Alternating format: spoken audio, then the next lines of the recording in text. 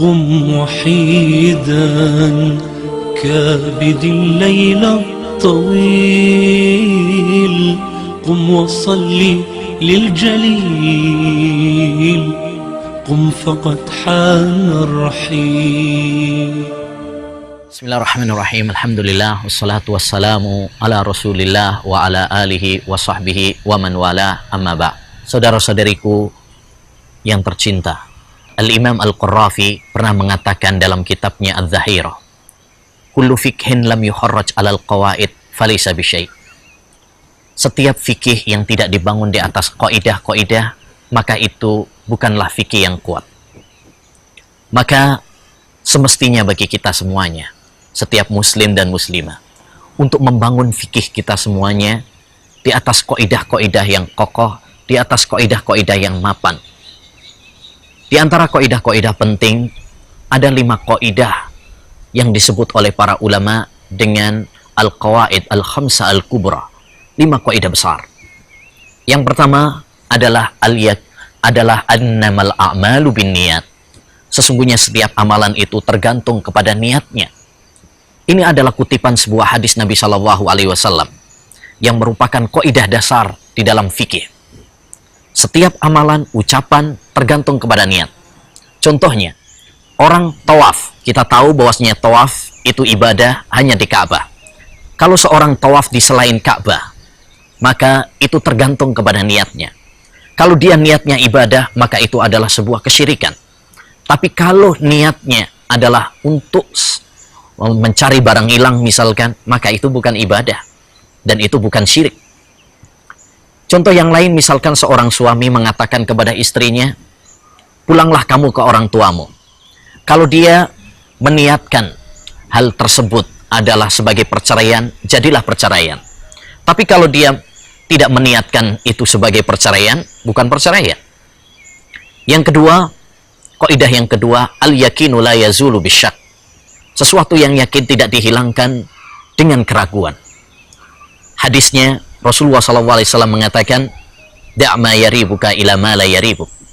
Tinggalkan yang meragukanmu menuju yang tidak meragukanmu. Salah satu contohnya adalah tatkala kita berwudu, kemudian kita ragu, apakah batal wudu kita ataukah tidak? Maka hukum asalnya adalah tidak batal. Dan kita apabila seorang suami ragu apakah dia telah cerai ataukah tidak, maka hukum asalnya adalah tidak cerai. Kaidah yang ketiga adalah la dharara wa la dhirar. Tidak boleh membahayakan diri sendiri atau membahayakan orang lain.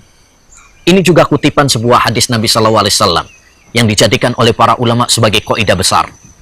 Di antara contohnya adalah rokok.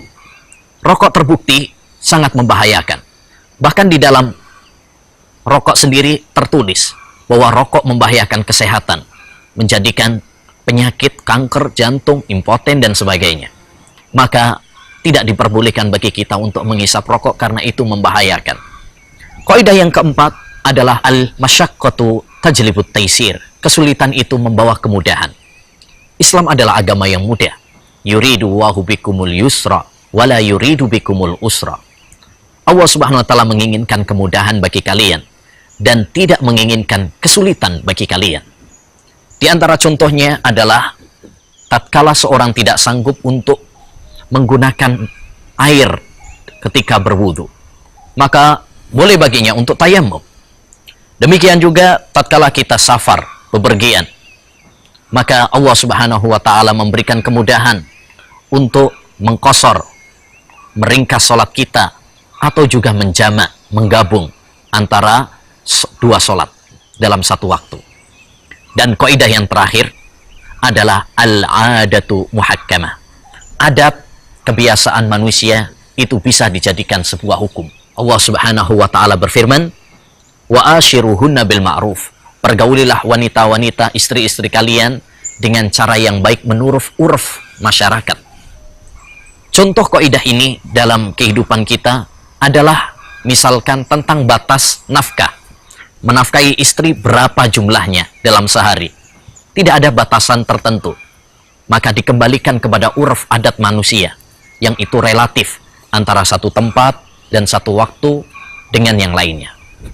Demikian juga contoh yang lain adalah tentang masalah batas safar, berapa jaraknya dan berapa lamanya. Tidak ada batas di dalam syariat Islam, maka itu dikembalikan kepada urf dan adat masyarakat. Ini 5 kaidah penting yang hendaknya kita pahami dan kita cermati, kemudian kita kembangkan. Ya, semoga Allah Subhanahu wa taala senantiasa menambahkan ilmu yang bermanfaat bagi kita semuanya. Wassallallahu wasallam ala nabiyina Muhammad wa ala alihi wa sahbihi ajmain.